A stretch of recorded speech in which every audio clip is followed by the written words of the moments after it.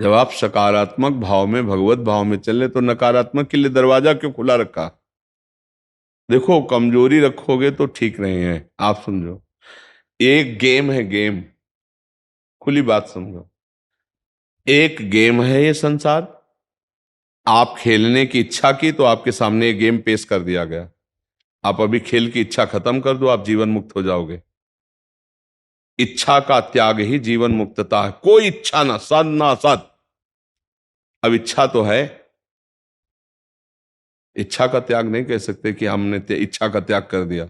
नहीं तो न सकारात्मक न नकारात्मक कोई सोच उस पर प्रभाव नहीं डाल सकती जो इच्छा का त्यागी है। इच्छा में ही तो प्रतिकूलता और अनुकूलता है। अनुकूलता पसंद तो प्रतिकूलता बुरी लगती है। जब इच्छा ही नहीं अनुकूलता की, तो प्रतिकूलता क्या बिगाड़ सकती है? इच्छा ही गेम, ये गेम जो संसार गेम है, ये इच्छा से है। इच्छा से, चाह से, कामना से। जाहि न चाही कबहु कुछ तुम सन सहज सने। चाह खत्म होते ही प्रेम प्रकट हो जाता है। चाह खत्म होते ही ब्रह्मभूत हो जाता है। ब्रह्मभूता प्रसन्न आत्मा न सोचति न कांक्षति। निगेटिव चाह को आप क्यों आश्रय दिए, क्यों प्रवेश होने दिए? उसकी सोच है, वो निगेटिव कर रहा है।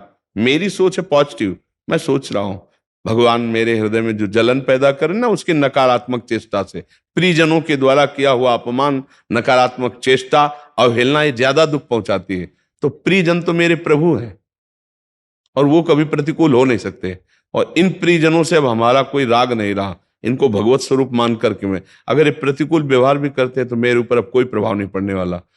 इस सिद्धांत को अपना कर देखो, भला नकारात्मक सोच आपका क्या बिगाड़ती है? बोलिए।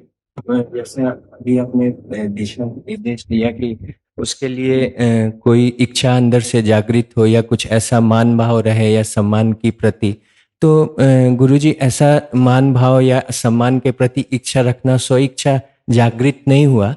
प्रतिकूलता ऐसी आई कि जो एक 10 वर्ष के पुराने साथी थे, बिजनेस में पार्टनर थे, हॉस्पिटल था जिनके साथ थे, वो मतलब तुरंत से ही बिल्कुल बदल गए। मतलब चीजें ऐसे हफ्तों में गुजरी बीती कि मुझे समझ नहीं आया। जो अगर आप सत्संग अब फिर आगे बोल लेना, हम आपको बताएं, अगर आप ध्यान से सत्संग सुना हो तो ये हमने कई बार कहा है कि जो ही आप परमार्थ पर कदम रखेंगे तो माया अपना दो प्रभाव दिखाएगी। या तो इतना प्रलोभन फेंक देगी कि आप अरझ जाओ, और या इतनी प्रतिकूलता फेंक देगी कि आप डर के हट जाओ। पहला आ गया ना, प्रतिकूलता आ गई ना, तो वो साथी हटा और त्रिभुवन पति मेरा साथी बनने जा रहा है, तो आप उसकी तरफ देख करके क्यों कमजोर बन गए? आपको ये नहीं पता चल रहा कि मैं त्रिभुवन पति का दोस्त बनने जा रहा हूं। ये दोस्त क्या है? अगर मुझे कुछ दिन भीख भी मांगनी पड़े और त्रिभुवन पति मेरा दोस्त हो जाए तो मैं घाटे में नहीं रहूंगा। क्योंकि जिस दिन मेरा दोस्त हाथ मिलाएगा, उसी दिन जैसे सुदामा की सुदामापुरी द्वारिकापुरी की तरह बन गई, ऐसे मेरा सब कुछ ठीक हो जाएगा। हम लोग वर्तमान में माया के द्वारा की हुई दोस्ती को ज्यादा जोरदार मानते हैं और प्रभु की दोस्ती पर ध्यान ही नहीं देते, इसीलिए हम दुखी हो जाते हैं। उन्हें सच्ची मानो, आज हम सत्संग में क्या बोले थे? अगर जो आज का सत्संग सुने हो, जिस समय जो आवश्यकता हुई मेरे स्वामी ने कदम कदम पर वही बात की। तो क्या मेरा ही केवल स्वामी है? क्या आपका स्वामी नहीं हो? क्या आपके साथ वो ऐसी मित्रता नहीं कर सकता? पर भरोसा मुझे संसारी पुरुषों का नहीं था।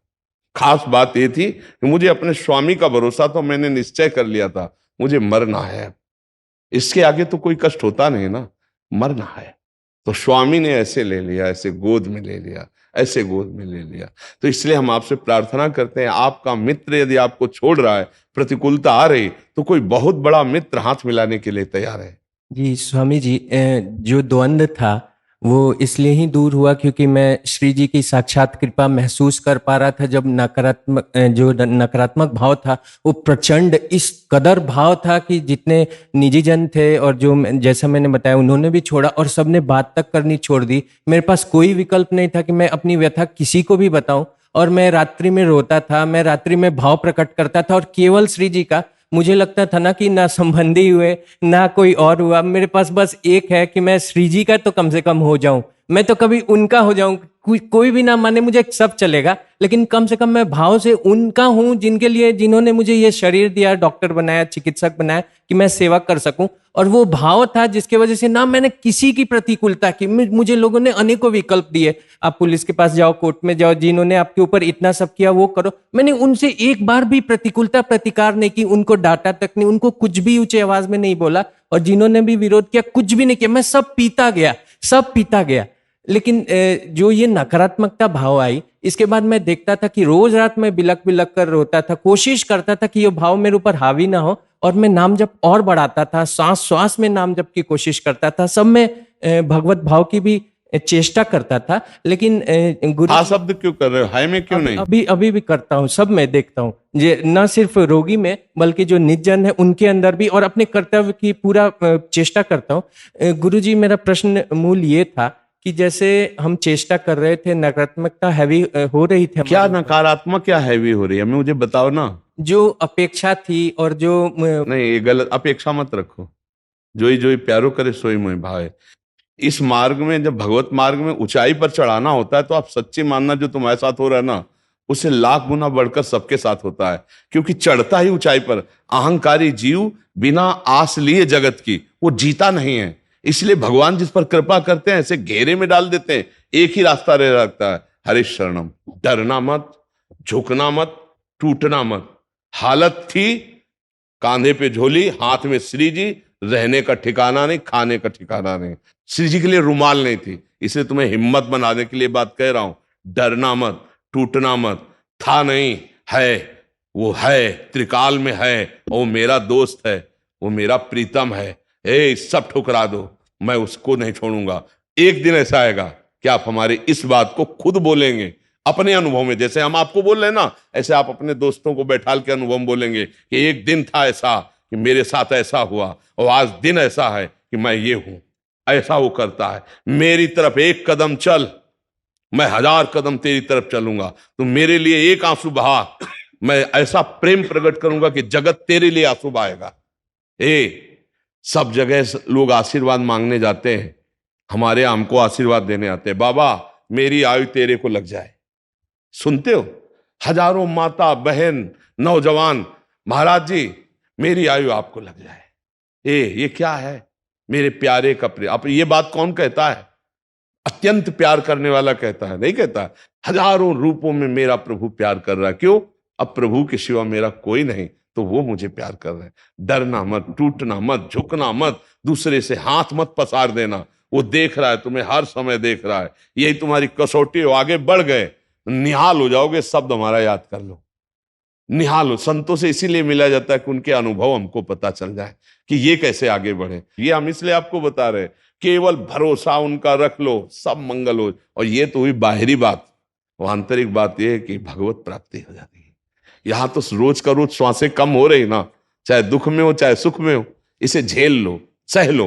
वो चीज मिलेगी जो त्रिभुवन में किसी और साधना से नहीं मिलती। जिस साधन में आप लग गए हो ना, बहुत बड़ा साधन है ये।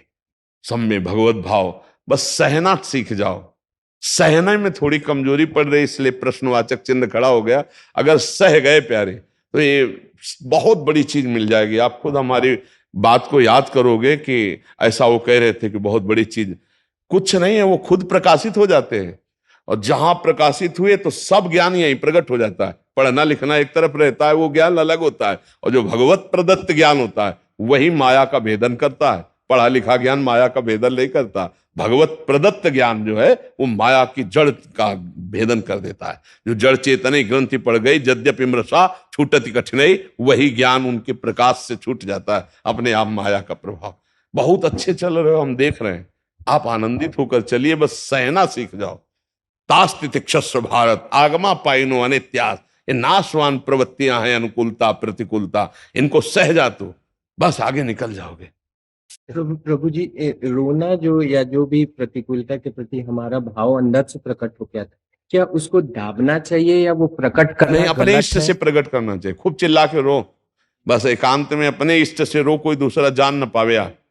अगर आप कभी रोते हुए पकड़े जाए, कोई भी पकड़ ले, तो भले शारीरिक व्यथा बता दीजिए, भक्ति भाव मत बताइए।